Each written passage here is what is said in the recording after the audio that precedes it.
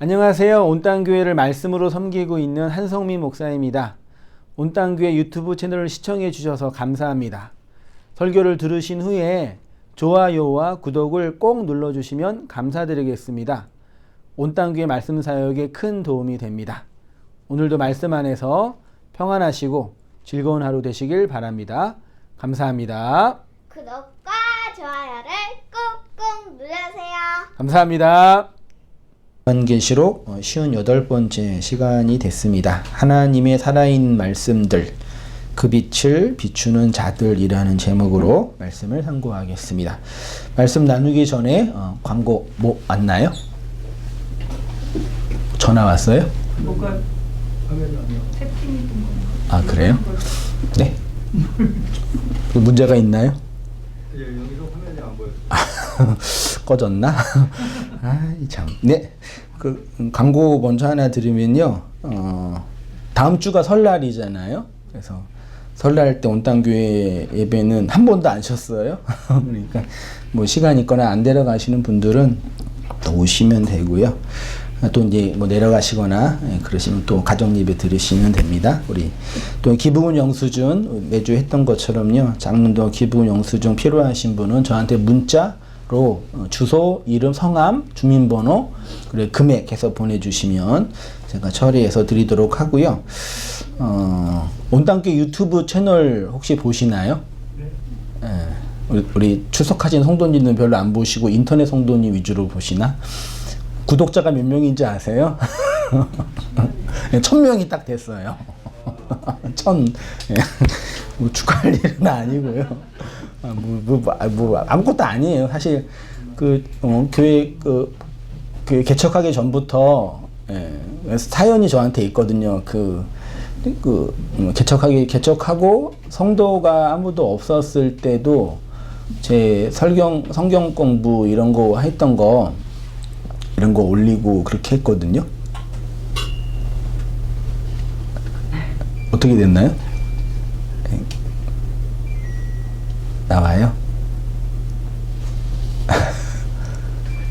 제가 볼게요.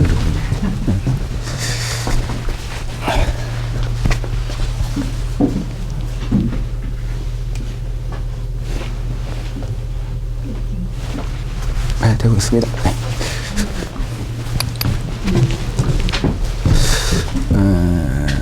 그래서 이제 성경 공부 뭐 1대1로 한 거, 뭐 소그룹 한 거 다 올리고, 그리고 또 심지어는 혼자 설교 한 것도, 강연한 것도 보셨나요? 있어요. 한 8년, 9년 전에. 그래서 저기 카페교회 2층에서 이렇게 혼자 앉아가지고 참 재미있는데, 그때 되게 젊었었는데 머리도 많이 빠지고 좀 늙었더라고요. 그래서 이제 그렇게 해서 이제 유튜브가 사실 온땅교회 뭐 전도도 하고 홍보도 했던 좋은 플랫폼이에요. 그래서 애정이 깊고 그런 마음이 있으니까요. 우리 성도님들도 주일날 한번 들으시면 집에 가서 우리 어떤 집사님은 100번도 들으신다고 하는데 그렇게까지 들으지는 마시고 자주 들으시면서 좋아요, 구독 눌러주시고 주위 분들한테도 설교 한번 들어보라고 권면도 하고 또 이제 홍보도 해주시면 온땅교회 뭐 전도 사역 하는데 또 말씀 듣는데 도움되고 각자 들을 만큼 들어서 또 이제 은혜를 받을 만큼만 받는 거니까 이렇게 또 홍보해 주시고 해 주시면 좋겠다 생각이 들고요. 또 온땅교회 네이버 카페도 있거든요. 아직 1000명은 안 됐어요. 900 몇 명 됐는데 그것도 거기 가입 안 하신 분들 또 가입해 주시고 설교 원고 올라가면 많이 봐주시고 댓글도 많이 달아주시고 기회 되시면 그렇게 해서 인터넷 상에서 홍보하고 전도하는데 또 각자 또 해주시고 그럼 좋겠다 생각이 듭니다. 페이스북도 있고요. 블로그도 있어. 할 건 다 해요, 제가요. 광고 그럴까지 하겠습니다. 요한계시록 18장, 19장은 전혀 다른 내용이잖아요. 18장에서는 바벨론 성전이, 옛 성전이 무너지는 멸망에 대한 선언, 그리고 그곳에서 이제 나오라는 주님의 선언이 있었고, 19장에는 흔히 말하는 이제 그 어린 양의 혼인잔치, 노래가 이제 나타나고 있고 그 속에서 이제 하나님을 찬양하는 할렐루야라고 찬양하는 노래의 소리가 있죠. 할렐루야는 하나님을 찬양하라는 그 단순한 의미인데 이 노래가 언제 지금 선포되고 불려지고 있는 거예요? 18장에서 바벨론 성전, 옛 성전이 무너지고 무너진 성전을 통해서 새하늘과 새 땅이 나오기 전에 어린 양의 혼인잔치, 교회와 그리스도가 연합하는 혼인잔치가 이루어지는 그 현장에 하나님을 찬양하고 있는 거죠. 그렇죠. 주님을 향한 진정한 찬송은 바로 여기에 있는 거죠. 단순히 그냥 노래 곡조로 하고 뭐 할렐루야를 얘기한 게 아니라 그 내용은 그런 의미가 있다라는 겁니다.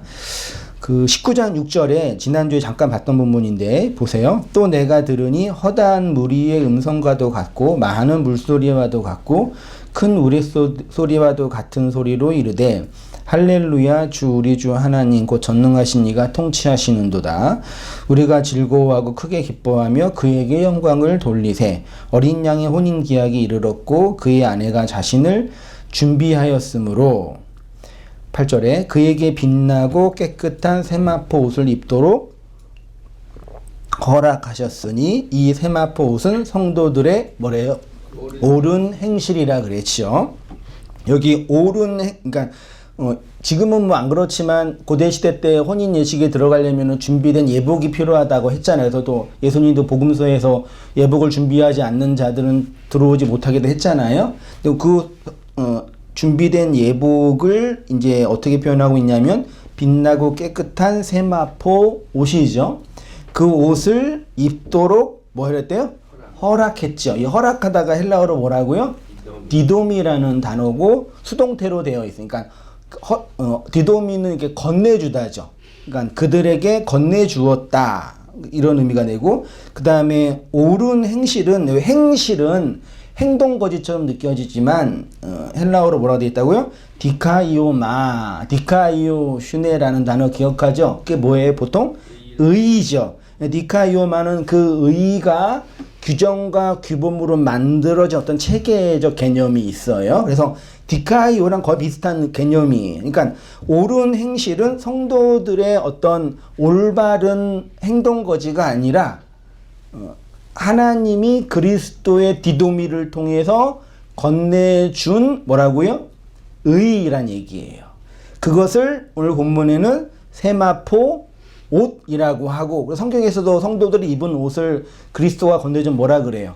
의라 그러잖아요. 의. 그러니까 우리의 의가 아니라 하나님이 그리스도를 통해서 건네준 의죠. 그러니까 여기에서 우리가 흔히 알고 있는 구원론의 가장 중요한 것이 나오잖아요. 우리 알고 있는 것처럼 흔히 말하는 우리가 예수님을 믿어서 구원을 받는다라고 할 때 그 믿음은 우리의 믿음이에요? 예수님의 믿음이에요? 흔히 사람들이 알고 있는 그 믿음은 예수님의 믿음이 아니라 우리의 믿음, 그 우리가 그 믿어서 의롭게 했다고 말하잖아요. 근데 그게 아니라 그 믿음의 그 내용은 예수님이 한 그 의로움 때문에 우리가 구원을 얻게 되는 거죠. 그걸 이제 디카이오마라는 단어, 그걸 이제 그 계시록에서는 세마포 옷, 성도들의 옳은 행실이라고 표현하고 있죠. 이렇게 이제 하나님에 의해서 그리스도의 의를 넘겨받은 교회의 실존을 이제 선언하고 있는데 그걸 한 걸음 더 나아가서 이렇게 표현하고 있잖아요. 19장 9절 이하에 천사가 내게 말하기를 기록하라. 어린 양의 혼인잔치에 청함을 받은 자들은 복이 있도다. 이 페이지입니다. 하고 또 내게 말하되 이것은 하나님의 참되신 말씀이라. 여기서 이것은 뭐예요? 누구예요? 어떤 거예요? 이것은 하나님의 참된 말씀이라. 원문을 안 보면 어떻게 이해해요? 이렇게 잔치에 청함을 받은 자들은 복이 있다라는 이 말이 하나님의 참된 말씀이다 이거죠. 그렇게 이해하면 돼요? 안 돼요? 아멘이라 그러면 돼요? 안 돼요? 일부러 그러시는 거죠. 그렇게 이해할 수 있죠. 예, 원문을 보면. 근데 원문을 보면은 이것은 복수형이고 말씀도 복수형이거든요. 그러니까 다시 번역을 하면 이것들은 혹은 사람으로 하면 이들은이에요. 예, 이들은 하나님의 참되신 뭐라고요? 말씀들이다. 누가요? 여기서 이들은 구체적으로 누구예요? 여기 본문에서는 혼인잔치에 참여한 자. 이들을 넓게 보면 뭐라 그래요? 교회라 그러잖아요. 성도. 네. 그리스도의 의를 넘겨받은 우리가 신부고 교회죠. 이거를 이들은 이라고 해요. 그럼 주님이 볼 때 교회들은, 성도들은, 우리들은, 여러분들은 하나님의 참된 뭐라고요? 말씀이라는 얘기예요. 누가 말씀이라고요? 교회. 더 정확하게 말하면 교회고 여러분 자신이에요. 우리예요. 교회예요. 여러분이 말씀드리라고요. 내가 말씀이라고요. 그러니까 이걸 일단 선언하고, 근데 목사님 참 하나님이 나를 말씀이라고 선언해 주시지만 내 꼴과 모습을 보면 참 말씀 같지가 않아요. 그건 이웃이 다 동의하는 바죠. 예, 걱정하지 마세요. 다 마찬가지니까 주님이 말씀이라고 선언하지만 이거 되게 신성하고 거룩하게 보이는 것처럼 느껴지지만 어쨌든 그건 나중 문제고 일단은 인정하라는 얘기예요. 아시겠죠? 할렐루야? 말박 써네 할렐루야를. 그게 말씀이라는 얘기예요. 일단은요. 이렇게 하나님의 의를 넘겨받은 이들이 곧 참되신 하나님의 말씀들이고 이것을 성경이 그려내는 성도의 실존이라고 표현하죠. 그래서 능동적이지 않고 수동적이다. 자신이 스스로 존재를 규정하는 것이 아니라 하나님에 의해서 규정되는 존재들. 이게 되게 중요한 문제예요. 그러니까 아까 제가 말씀드렸죠. 하나님 나를 말씀이라고 선언하셨는데 나의 모습을 볼 때는 그렇게 칭함을 받는 게 옳지 않은 것처럼 느껴지죠. 그렇죠? 여기에 그러면 겸손하고 나를 인정하는 것처럼 느껴지지만 또 한편으로는 그에 대한 나의 평가의 기준이 어디에 있는 거예요? 나한테 있는 거죠. 잘 생각하세요. 여러분은 하나님의 말씀들이에요. 거룩한 성도들이에요. 맞지요? 근데 목사님, 나는 그렇지 않은 것 같아요. 이렇게 말할 수 있잖아요. 예. 그럴 때 그 평가는 나예요? 하나님이에요? 나란 얘기예요. 그게 나에 대한 실존의 근거를 내가 주도적으로 결정하는 태도예요. 이해되시죠? 근데 하나님의 성도에 대한 구원의 실존을 너가 정하는 게 아니라 누가 정한다고요? 내가 정한다는 얘기예요. 여기에서 인간의 아주 근본적인 문제가 결정이 돼요. 인간은 어떻게 있었든 자기를 주도적으로, 자기를 주체적으로 움직이고 싶어하는 자가 돼요. 이해되세요? 죄를 짓든 좋은 일을 하든, 그러니까 죄를 짓고 좋은 일을 하는 그 행위를 지금 말하는 게 아니라 인간이 인간을 평가하는 방식에서의 문제라는 얘기죠. 내가 나를 평가하는 게 아니라 하나님에 의해서, 하나님의 능동에 의해서 평가되는 나란 얘기예요. 그렇게 인정하고 일단 바라보세요. 하나님에 의해서 하나님의 의로움으로 수동적으로 건네받는 하나님 말씀들이다라는 얘기죠. 그래서 요한계시록에서는 이렇게 하나님에 의해서 하나님의 의를 건네받는 자들, 교회들의 모습을 어떻게 표현하냐면은 하나님의 생명책에 뭐 해야 자? 기록된 자, 옛날 성경은 농명된 자 이렇게 표현하고 있어요. 그래서 몇 가지 구절을 보면 17장 8절에 내가 본 짐승은 전에 있었다가 지금은 없으나 장차 무적행으로부터 올라와 멸망으로 들어갈 자니 땅에 사는 자들로서 창세 이후로 그 이름이 생명책에 기록되지 못한 자들이 이전에 있었다가 지금은 없으나 장차 나올 짐승을 보고 놀랍게 여기니라. 20장 15절에 마지막 하반절쯤에 누구든지 생명책에 기록되지 못한 자는 불못에 던져지니라. 반대로 얘기하면은 생명책에 기록돼야 불못에 안 던져진다 라고 이제 말할 수 있겠죠. 21장에도요. 무엇이든지 속된 것이나 가증한 일 또는 거짓말하는 자는 결코 그리로 들어가지 못하되 오직 어린 양의 뭐예요? 생명책에 기록된 자들만 들어간다 라고. 이건 자주 말씀드렸죠. 생명책이 염라대왕 앞에서 뭐 우리의 이름이 써있다 그런 개념이 아니라는 거 아시죠? 요한은 교회를 이렇게 하나님의 말씀들이라고 하고 이들이 곧 생명책에 기록된 자들이라고 선언합니다. 생명책에 기록되었다라는 것은 그들이 하나님의 생명들로 존재한다라는 것이죠. 그러면 교회가 이렇게 하나님의 말씀들 혹은 생명책으로 존재한다는 건 뭐냐? 우리가 하나님의 생명으로 있다. 하나님의 말씀들이다. 이 세상에서 하나님의 말씀을 나타내는 말씀들이다 라고 할 때 그건 뭐냐 얘기예요. 잘 들어보세요. 마태복음 5장 14절에 너희는 세상에 뭐라고요? 빛이라. 산 위의 동네에 있는, 산 위에 있는 동네가 숨겨지지 못할 거예요. 여기 산 위의 동네는 뭐예요? 성전이에요. 그러니까 너희는 옛 성전을 뭐 하는 존재라고요? 밝히는, 비추는 뭐라고요? 빛이다 라고 선언하는 거예요. 그러니까 너희는 빛이다고 할 때 이 빛된 생활, 빛된 존재라는 얘기는 세상을 윤리적으로 도덕적으로 밝게 해주는 어떤 그런 존재가 아니에요. 그런 개념이 아니라 옛 성전과 관련된다는 얘기예요. 됐지요? 그래서 마태복음 5장이 빛이라고 선언하고 있는 건데 바울은 요거를 기독론적으로 재해석을 해요.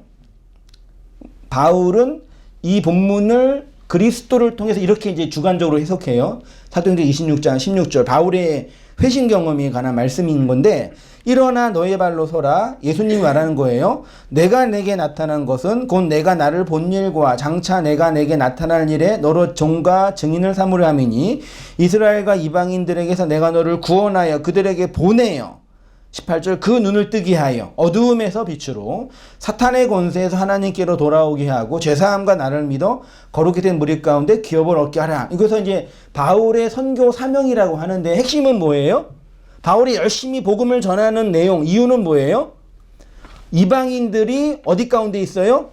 어두움 가운데 있으니 그리스도의 빛을 비추면 그들의 어두움이 빛으로 드러나 사단의 권세에 있다가 하나님께로 돌아오는 거다. 선교 사명이란 얘기잖아요. 그래서 우리가 열심히 복음을 전하고 성경을 가르치는 것의 기준이 되는 거죠. 그래서 제가 이 본문을 어떻게 이해하고 저도 받아들였냐면 우리가 이 세상에서 어둠 가운데 있는 자들을 하나님께로 인도하기 위해서는 그네들에게 뭘 전하고 뭘 가르쳐야 돼요? 성경을, 말씀을 혹은 교리를. 이거는 하나만 맞는 거죠. 말씀을 가르친다라는 얘기, 교리를 가르친다라는 얘기가 뭐냐 이 얘기예요. 성경 지식을 가르치면 어두움 가운데 있는 자가 빛으로 돌아와요? 아니죠. 기독교 교리를, 복음의 교리를, 조직신학을, 교리적 체계를 잘 가르치면 그들이 어두움 가운데 있다가 빛들로, 생명들로 돌아와요? 저는 돌아오는 줄 알았어요. 네. 이들이, 영혼들이 어두움 가운데 있는 이유는 사단의 권세 아래에 있는 이유는 아직 그들이 성경을 잘 모르기 때문이고 복음을 잘, 교리를 잘 모르기 때문. 반대로 얘기하면은 잘못된 교리, 잘못된 지식, 잘못된 성경을 알고 있기 때문에 이들이 어두움 가운데 있다라고 저는 생각을 했어요. 그래서 말씀 사역의 본질은 사실은 뭐였겠어요? 열심히 말씀을 가르쳐서, 지적으로 가르쳐서 잘 배우게 해서 성경의 내용과 복음의 교리를 알게 되면 이들이 어두움 가운데서 돌아온다라는 신념이 생기는 거죠. 근데 이게 사실은 다 틀렸다고 말할 수는 없잖아요. 근데 이제 핵심을 잃어버린 거죠. 왜냐하면은 고린도서 4장 4절 같은 거 보면은 그 중에 이 세상 신이 믿지 않은 자들의 마음을 혼미하게 하여 그리스도의 영광의 복음의 강체가 비추지 못하게 함이니. 그러니까 이 세상 신이 그리스도의 영광의 복음의 강체를 비추지 못하게 하기 때문에 그 영광의 강체를 잘 비추면 이들이 하나님께 돌아온다는 거죠. 됐죠? 논리적으로 맞죠? 근데 여기서 그 중에 이 세상 신 할 때 이 신이 헬라어로 뭘까요? 뭐겠어요? 이 세상, 이 신이, 신이 헬라어로 뭐예요? 영어로는 뭐예요? 갓. 헬라어로는. 히브리어로는. 엘로힘. 헬라어로는 데우스잖아요. 그걸 흔히 우리 뭐라고 번역을 해요? 하나님으로 번역하잖아요. 그러니까 만약에 이 데우스 혹은 엘로힘 혹은 이 갓을 우리가 알고 있는 하나님으로 번역하면 어떻게 번역이 되는 거예요? 그 중에 이 세상의 하나님이 이렇게 번역이 되는 거예요. 그러니까 하나님이라는 이름을 동일하게 쓰는데 그 하나님이 인간들이 갖고 있는, 각자가 갖고 있는 뭐란 얘기예요? 하나님으로서의 우상이란 얘기예요. 그래서 말씀을 가르쳐도 안 된다는 얘기예요. 잘 가르쳐야 되는데. 가끔 이렇게 여러분, 이게 몇 년 전에 전도연이 밀양. 기억나시죠? 예, 그 어떤 얘기인지 아시죠? 예.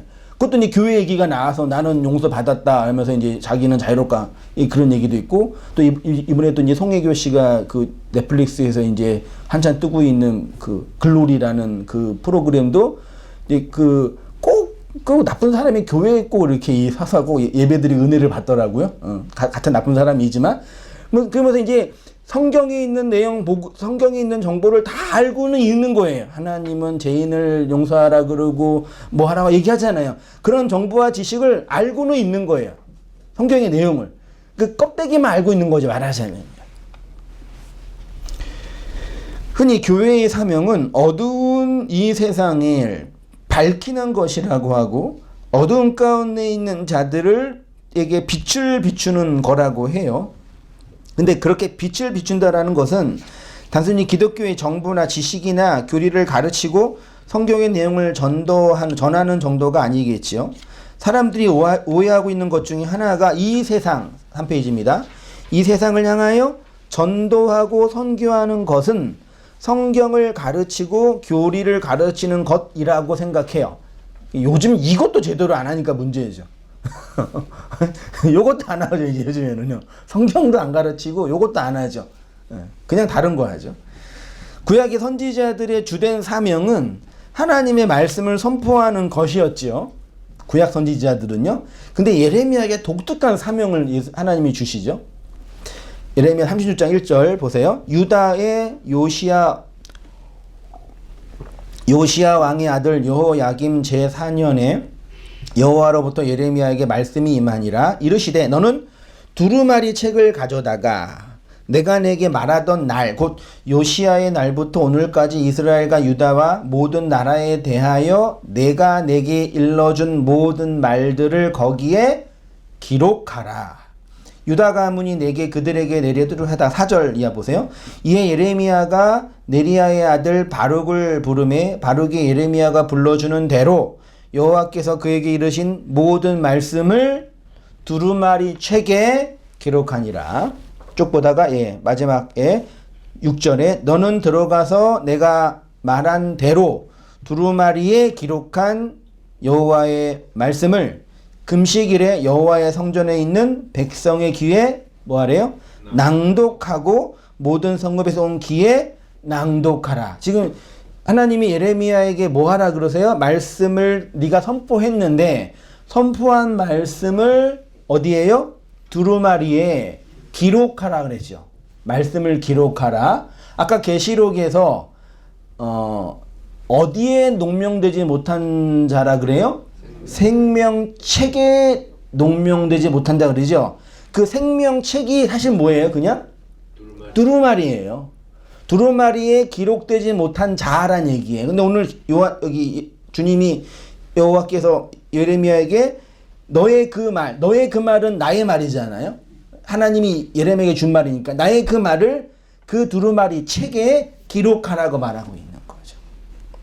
이걸 단순히 예레미야가 선교 사역, 설교 사역만 한 게 아니라 출판 사역도 했다라고 생각해서는 아주 단순한 거죠. 말씀을 기록하다는 얘기가 그냥 문자를 파피루스에 이게 글자로 썼다라는 그 행위인데 한 걸음 더 나아가 보자는 얘기죠. 저는 이렇게 해석이 되고 이렇게 받아들였어요. 이 말을 백성들에게 뭐예요? 낭독하라. 그들에게 뭐라고요? 기록하라. 저는 그렇게 받아들였다니까요.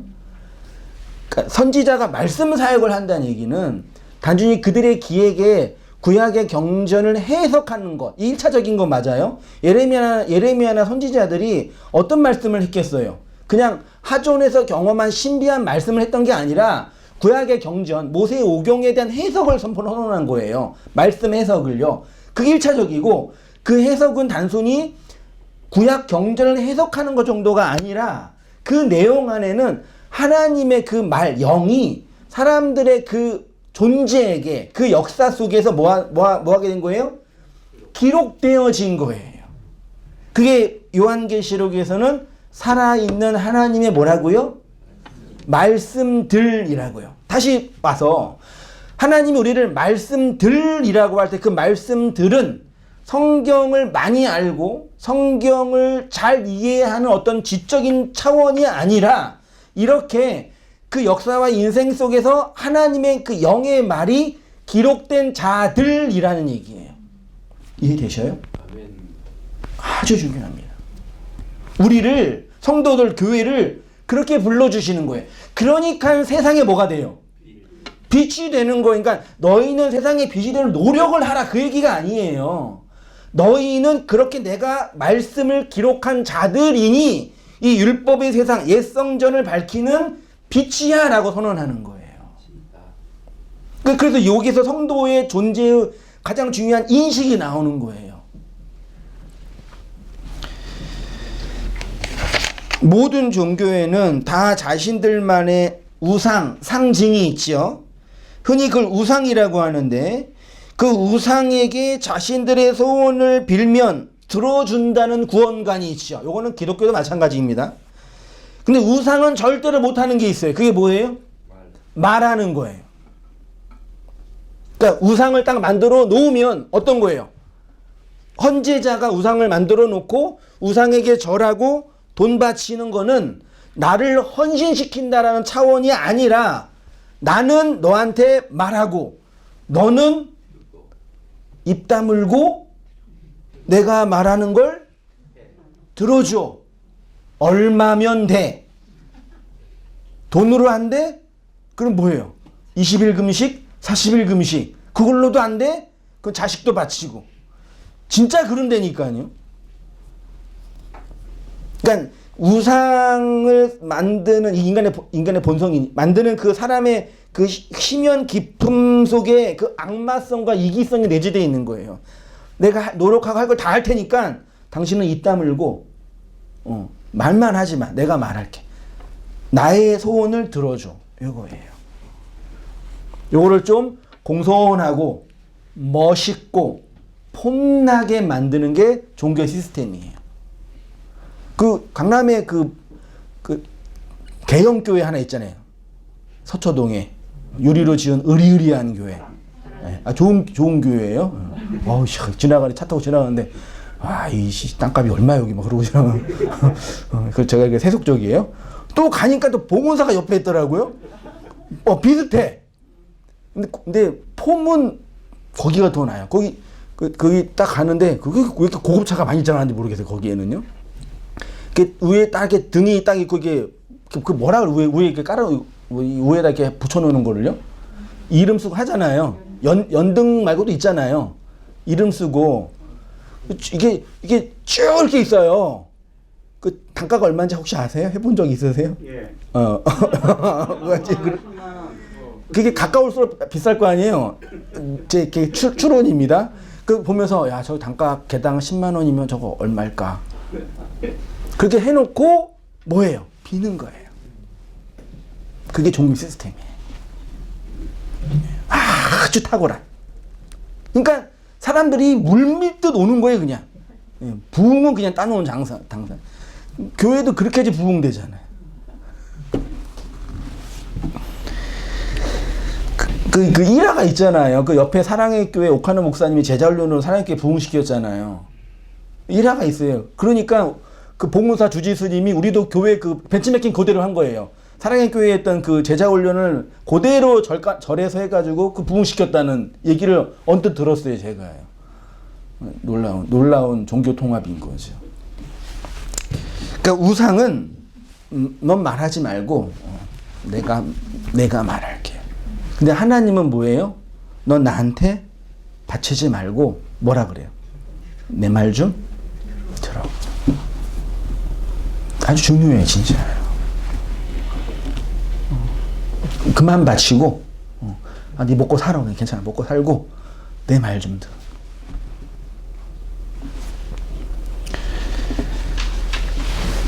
근데 인간은 자기가 노력해서 바칠지언정 말 듣기는 싫은 거죠.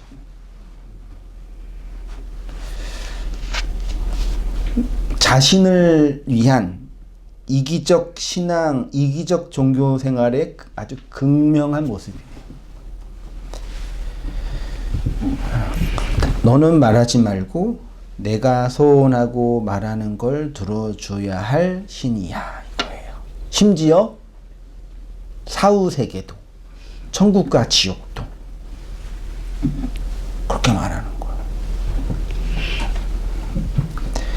그래서 우상숭배자에서 하나님의 그 진리를 담은 자가 될 때 가장 먼저 경험되는 게 뭐예요? 하나님께 바치는 것이 쓸데없고 하나님의 소리, 음성을 뭐하는 자가 돼요? 듣는 자가 돼요. 단순히 성경 정보 지식을 아는 게 아니라. 그래서 하늘의 소리가 떨어지고 닫혔던 입이 의미의 말로 열리는 경험을 하지요. 성령이 임하는 그 사건은 곧 하늘의 소리가 의미로 역사 속에 떨어지는 사건이고, 그 사건은 곧 우리로 소리를 듣게 하고 깨닫게 하고 내게 하는 거죠. 그 진리를 배운다는 것은 문자를 배우는 것이고, 근데 하나님의 소리와 뜻은 예수라는 문자에 기록되어 있으니까 그 문자로 오신 예수 그리스도, 십자가에서 깨트려서 우리에게 말의 내용을 전한 그것을 진리로 받아들이게 되는 거죠. 이 역사 속에 하나님의 소리를 담고 오신 예수 그리스도, 그분인데 그 그리스도는 우리에게 하나님의 소리를 전달해 주셨습니다.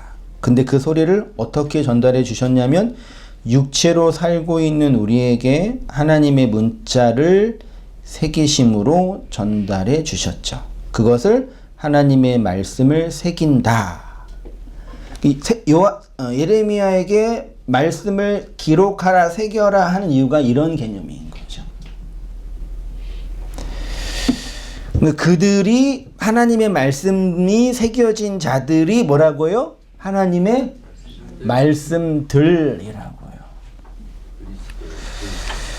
그러니까 하나님의 말씀이 우리의 인생 역사 속에 기록이 돼요. 새겨져요. 그래서 나이 들어가고 어른이 되어가는 게 매우 중요하죠. 왜냐하면 우리 인생은 하나님의 말씀을 기록하는 캠퍼스이기 때문입니다. 근데 그 사람들은 그 문자를 어디에 기록하라고 하냐면 자기 역사 인생 아니라 자기 밖에 기록하려고 그래요. 서기관들이 그랬단 말이에요. 자기 밖에.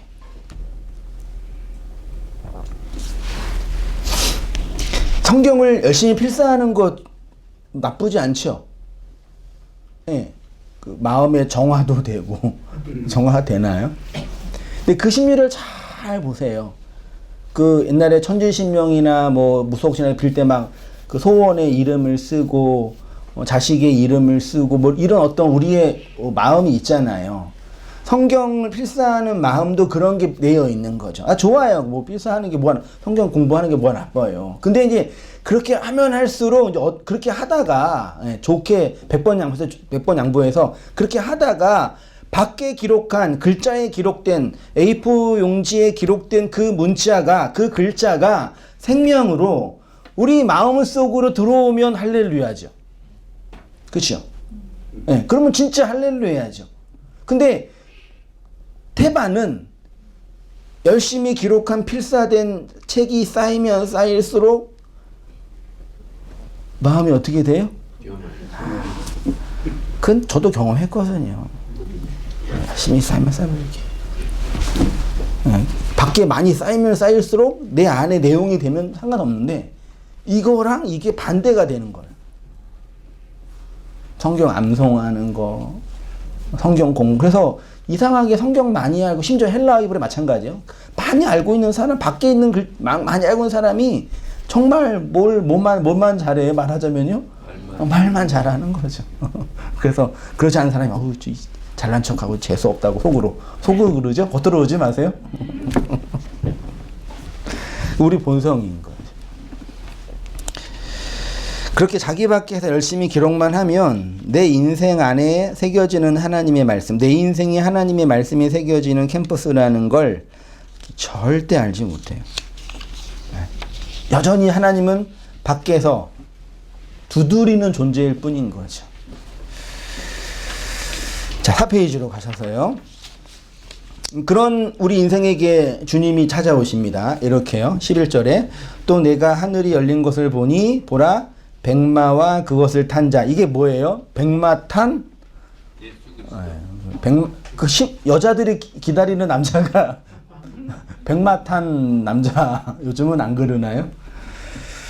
아무튼 그렇게 되어 있고 이름은 충신과 진실. 충신은 피스토스고요. 진실은 알레테이아의 명사형, 형용사 알레티노스라고 해요. 그러니까 믿음과 진리. 그분이 그리스도고 그분이 백말, 흰 말. 흰색은 정결함을 상징하고 말은 뭘 상징해요? 전제. 흰 말을 타고 그분이 오시는 거죠. 전쟁. 전쟁한 얘기 쭉 나오는 겁니다. 백마탄 그리스도. 17절에 밑에요. 또 내가 보니 한 천사가 태양 안에 서서 공중에 나는 모든 새를 향하여 큰 음성으로 외쳐 이르되 와서 하나님의 큰 잔치에 모여. 누구한테 말하는 거예요 지금? 공중의 새한테 하나님의 큰 잔치, 어린 양의 혼인잔치가 있다. 일로 와라 그러는 거예요. 그리고 왕들의 살과 장군들의 살과 장사들의 살과 말들과 그것들을 탄 자들의 살과 자유인들이나 종들이나 작은 자나 큰 자나 모든 자의 뭘 먹으래요? 살을 먹고 쭉쭉쭉 내려오다가 21절에 마지막 절에 그 나머지 말탄 자의 입으로부터 나오는 검의 죽음에 모든 새가 그들의 살로 배불리더라. 이렇게 되어 있어요. 참 앞뒤가 좀 안 맞는 내용인 것처럼 보이죠? 한 천사가 공중에 나른 새를 향해서 잔치에 오라고 해놓고 모든 자들의 살을 먹으라고 합니다. 이 말씀은 어린 양의 혼인 잔치의 연속인데 하나님의 구원의 잔치 안에 뭐가 내포되어 있는 거예요? 그쵸, 심판. 옛 성전이라는 바벨론의 무너짐의 심판 안에 새 성전이 일어나는 구원이 있는 것처럼 하나님의 새롭게 나타난 은혜의 일하심 안에 심판이 내포되어 있는 거죠. 그 심판의 내용이 뭐냐면 공중에 나는 새한테 뭘 먹으라 그래요? 사람들의 살을, 이게 사르크스 바사르거든요. 육을 먹으라고 하죠. 지난주에 말씀드린 것처럼 성경에서 새가 상징하는 거는 첫 번째로 뭐예요? 성전, 옛성전, 율법의 성전, 예루살렘 성전이죠. 그래서 예수님은 공중의 새를 돌보신다고 할 때 그 새는 옛 성전을 돌본다는 얘기였어요. 그 공중, 즉 하늘에 나는 새는 옛 성전으로서의 새인데 이렇게 성전이 새를 상징하기도 하지만 성전 안에서 제사드린 누구 상징한다고요? 여러분 성전이 하늘 땅과 바다와 땅과 하늘을 상징하는 거 다 아시죠 이제요? 네, 다 알잖아요. 이제 대충 뭐 그래도 많이 그렸으니까 지성소, 성소, 번제단, 번제단이 앞에 있다고 치고 번제단, 물두멍, 떡상, 촛대, 향단, 언약궤 이렇게 있잖아요. 네. 여기가 어디예요? 세상으로 하면은 여기 바다. 네. 여기가 어디예요? 여기가 땅. 여기가 하늘이죠. 네. 그 성경에서 하늘이 열린다는 얘기는 이 언약궤 하늘이 열린다는 개념이에요, 사실은요. 네. 그래서 이 바다가 애굽이고 여기가 광야고 여기가 가나안 이렇게 얘기하잖아요. 네. 그래서 바다에서 나와서 땅으로 와서 땅에서 살다가 하늘로 올라가는 거죠. 이렇게 그걸 설명해요. 나머지는 뭐 자주 얘기했으니까. 근데 예, 그 얘기하네요. 요 땅이잖아요. 여기 이제 천사 날개가 있잖아요. 여기 하늘이고 요 땅과 하늘을 왔다 갔다 하면서 일하는 사람이 누구라고요? 제사장이에요. 바다도 왔다 갔다 하지만요. 그러니까 땅에 발을 디디고 하늘을 날아갔다가 하늘에서 보다가 땅으로 내려오는 존재가 새잖아요. 새. 그렇죠? 새예요, 걔가. 그러니까 참 동물을 보더라도 참 놀라워요. 그러니까 이 새는 성전 안에서 땅을 밟고 하늘을 설명하는 그 일을 하는 제사장을 의미하기도 하는 거죠. 그래서 제가 이렇게 이제 표현했어요. 사실 성경에서 상징하는 모든 짐승은 사람을 상징해요. 바다의 짐승도 있고 땅에 기어다니는 짐승도 있고 하늘을 나는 새도 있지요. 이러한 짐승의 모습도 사람의 어떠함을 상징하는 그림이지요. 진화론자들이, 과학자들이 인간의 근원은 어디에서부터 시작된다 그래요? 물, 바다. 그러니까 이 진화론자들이 이게 진화의 과정을 통해서 다 바다에서 시작했다 그래요. 단세포에서 시작하잖아요. 참 재밌어요. 바다에서 시작해서 바다에 참 생각하면 말이 안 되지만 아무튼 바다에 있다가 어류가 됐다가 아가미 호흡하다가 땅으로 올라오죠. 땅과 바다 가운데 있는 애들이 뭐예요? 물과 바다 가운데 물과 땅 가운데 있는 애들이 양서류죠. 파충류이기도 하고 그렇게 있다가 진짜 허파호흡만 하고 땅에서 있다가 이게 올라가는 거예요. 말하자면요. 물에 있던 생물이 무트로 올라와서 땅에서 기어다니다가 똑바로 걷고 그래서 인간만 직립보행 하잖아요. 직립 딱 척추로 쓰잖아요. 다른 모든 짐승은 네 발로 하든지 기어다니든지. 성경에서 기어다니는 짐승은 기어다니는 거. 그 짐승은 부정하다 그러잖아요. 물속에서 물고기로 살고 있는 꼬리의 힘으로 살고 있는 물고기도 부정하다 그러잖아요. 그게 정확히 인간의 모습이죠. 모든 인간은 사실 물속에서 시작하죠. 묵상해 보니까 그렇더라고요. 어머니의 자궁이 사실 뭐예요? 물속이죠. 그 물을 양수라 그러죠. 양수의 성분이 바닷물이래요. 알고 계셨어요? 알고 있었어요? 이 놀라운 지식을요? 몰랐어요, 저. 찾아보니까 양수의 성분이 바닷물이래요. 양수의 그 양자가 무슨 양자예요? 양의 물이에요. 희생제물의 물. 그 자궁도 자자가 뭐예요? 아들자, 씨앗이잖아요. 궁은 뭐예요? 집, 성전. 그러니까 씨가 있는 성전. 그 창세기로 보면 베레시트거든요. 그게 자궁이에요. 그러니까 여자의 그 뱃속이 자궁이고 거기에 물이 가득 생명이 들어가면 양수가 차는 거죠.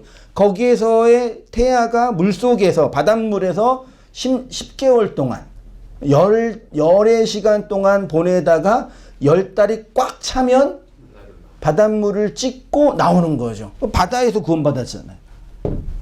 그때 무추로 나와가지고 뭐예요? 나와서 이제 울고 기어다니고 하다가 네 발로 기어다니죠, 애들은요. 그렇잖아요.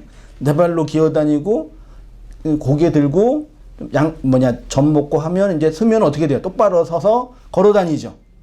그렇죠? 잘 건강하면 그 걸어다니기만 하면 돼요. 발을 땅에 두고 머리는 어디를 향해요? 하늘을 향하죠. 그래서 자라는 청년한테 뭐가 있어야 된대요? 보이비 앰비션 그러나요? 꿈을 가져라, 야망을 가져라. 그 어디를 쳐다보란 얘기예요? 하늘을 쳐다보라. 그 하늘만 쳐다보면 이제 날아가잖아요. 근데 항상 우리는 땅에 발을 딛고 그러니까 인간이라는 존재가 동물적인 존재이면서, 그죠? 땅적인 존재이면서 어디를 또 바라봐요? 그러니까 땅과 하늘을 배우는 곳이 성전이고 사실은요. 하늘, 언약계의 그 영광의 하늘을 보는 거잖아요. 배우면. 나는 땅에 살지만 어디가 있다? 하늘이 있다. 그래서 실제로 이 땅에서 수를 다 살다가 육체의 생명이 끝나면은 땅으로 들어가잖아요. 근데 어디로 간다 그러세요? 희한하지 않아요? 예수님 안 믿어도 종교가 없어도 지옥 간다라고는 말 안 하고 이상히 안 하죠? 하늘로 가셨다 그러죠. 그리고 부모님, 그리운 부모님 먼저 돌아가시면은 우리 부모님 하늘에 계시다, 하늘에서 지켜준다, 뭐 이런 얘기 하잖아요. 심지어 요즘에는 반려견, 반려묘도 무지개 다리 건너서 하늘에 있다고 얘기하는 분들도 계시는데 그건 너무 오보고. 그러니까 그러니까 그거는 사실 사람들의 어떤 이 미래적 기대나 이 내세에 대한 어떤 그런 소망이 그 하늘로 표현되어 있는 거죠. 그 똑같이 그렇게 해요. 어머니 자궁에서 바다 깊은 그 양수 속에서 생명으로 자라서 거기서 나와서 땅에 있다가 땅에서 성장하고 하늘을 향해 살아가는 거죠. 네, 그렇게 이제 표현했습니다. 5페이지입니다. 자궁에서 10개월 동안 자라다가 그 10이 하나로 완성이 되면 자궁이 열려 세상에 나오죠. 젖을 먹고 땅에서 기어다니고 그리고 자라고 성장하면 두 발로 똑바로 서서 걸어 다니죠. 그리고 발은 땅에 두고 머리는 하늘을 향하여 살다가 육의 생명이 다하여 죽으면 사람들은 땅속으로 들어갔다고 하지 않고 하늘로 올라가셨다라고 표현하죠. 이렇게 성경은 물에서 시작하여 땅을 통해서 하늘로 올라가는 것을 뭐라고 한다고요? 구원. 그 우리가 다 하나님의 우리에게 설명해 준 구원의 내용을 다 뭐 하고 있어요? 살아가고 있잖아요. 성경에만 진리가 있는 게 아니라 우리 육과 이 세상에 하나님이 다 당신이 누구이고 하나님이 어떤 분이고 진리가 무엇인지를 우리가 이렇게 실제로 뭐 하고 있어요? 살아가고 있잖아요. 근데 알아요, 몰라요? 모르잖아요. 왜 그러냐면 인간이 바벨탑을 쌓으려는 이유도, 더 높이 올라가려는 이유도, 땅에 기어다니는 벌레들을 싫어하는 이유도, 하늘을 날아다니는 새들을 동경하는 이유도, 하늘로 올라가 더 높이 심지어 우주까지 가려는 이유도 결국 뭐에 대한 욕망의 표출이에요? 자기 구원에 대한 욕망의 표출이에요. 무의식적.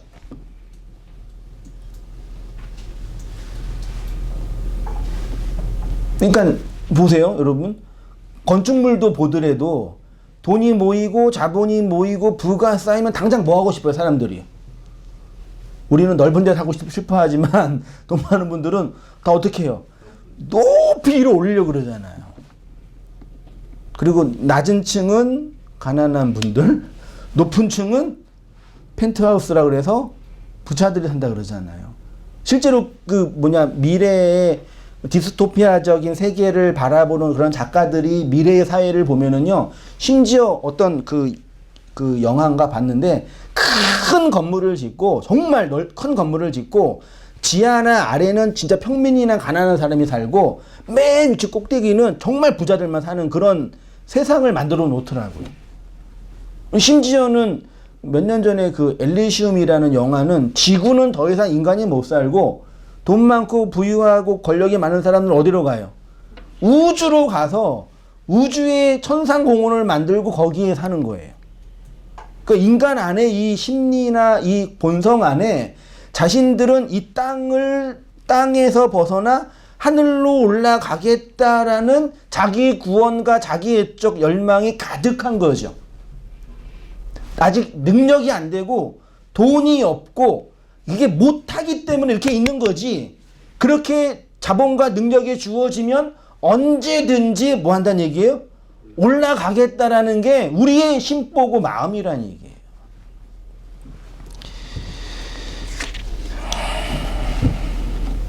그게 자기 구원에 대한 열망이 무의식 속에 내포되어 있는 거죠. 그렇기 때문에 인간 스스로 자신의 삶을 통해서 진리고 말하고 있는데 문제는 그것을 그 복음의 내용으로 알고 있느냐 모르고 있느냐의 차이죠. 자신의 육이 인간의 본성적 욕망이 진리를 설명하고 있는데도 그걸 몰라요. 왜냐하면 하나님은 여전히 자신 밖에 존재하고 그 말씀은 자기 밖에만 기록되어져 있기 때문이죠. 이런 자들이 바로 새들이 먹는 죽은 시체들이면서 죽음을 먹는 새들이기도 해요. 하늘을 날고 싶어 해요.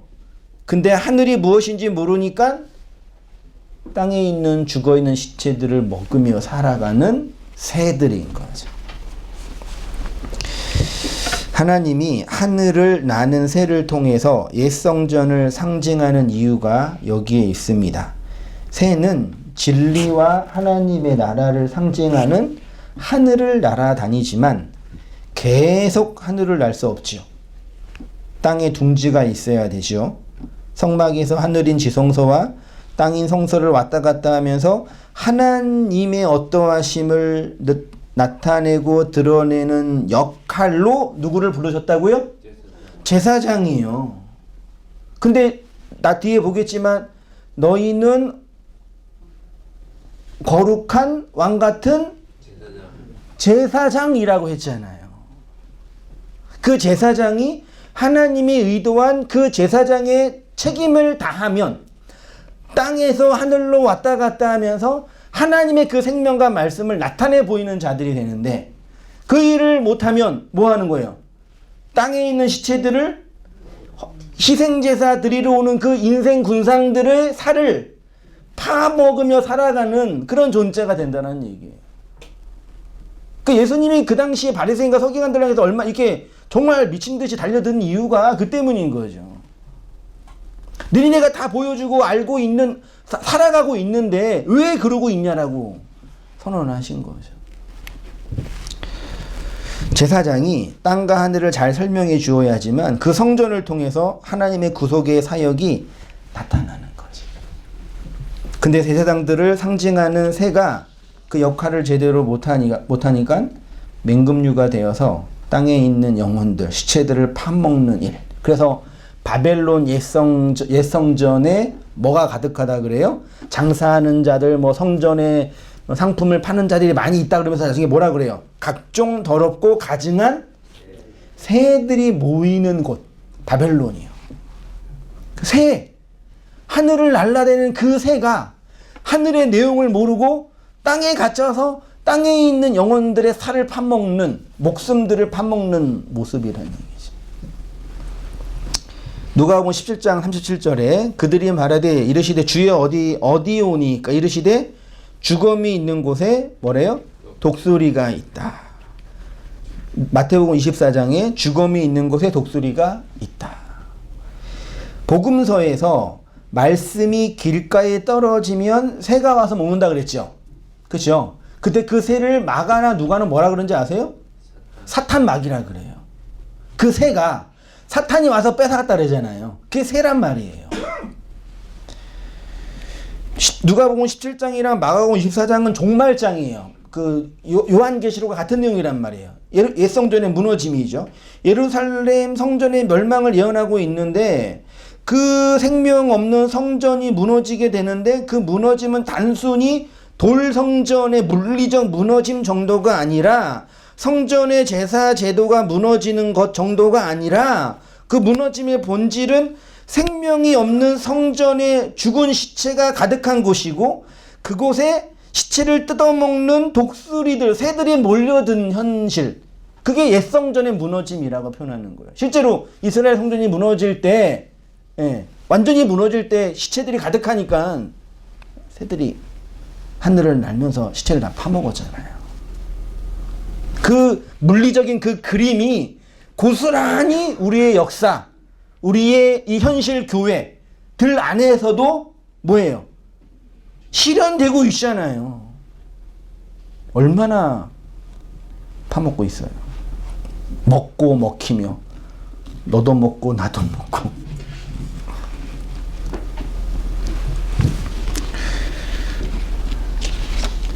그 무너짐의 본질은 생명이 없는 성전은 죽은 시체가 가득한 곳이고 그곳에 시체를 뜯어먹기 위해서 독수리들이 몰려드는 거죠.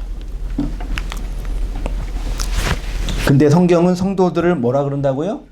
왕같은 제사장, 거룩한 제사장. 너희는 택하신 족속이요, 거룩한 민족이요, 왕같은 제사장이라고 선언해 주시잖아요.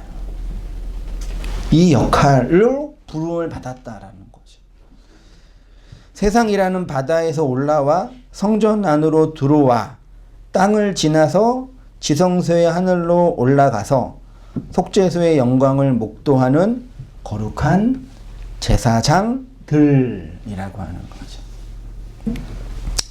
그들이 그리스도를 통해서 하나님의 의를 넘겨받은 자들이고 하나님에 의해서 기록되어지고 있는 살아있는 말씀들이라는 얘기예요. 지성소의 영광을 목도하는 거룩한 제사장들인 거죠. 그러니까 여러분 딱 복음을 알고 그 진리를 깨닫게 되는 딱 순간 어떤 느낌이 드셨어요? 다양한 우리 경험이 있지만 저는 그랬거든요. 어떻게 이 복음과 이 생명을 전할 수 있을까? 내가 신학교에서 그렇게 열심히 공부했던 교회 성장 세미나나 교회 전도 방법론이 다 쓰레기가 되더라고요. 제 안에서. 아멘. 지금도 가끔 이렇게 큰 교회에서 이렇게 편지가 오거든요. 아파트 전도하는 방법. 뭐 이렇게 와요, 진짜요. 세미나 참석하세요라고 하거든요. 뭐 그런 인간적인 노력을 무시하는 게 아니라 저는요 항상 그래. 이거 내가 어떻게 이걸 전한다는 얘기냐 이 얘기. 방법론이 있는 게 아니라는 얘기죠. 그렇죠? 그러니까 그래서 이 복음을 듣고 내 자식 어떡하지, 내 부인 이게 들 수밖에 없어요. 드는 거 당연해요.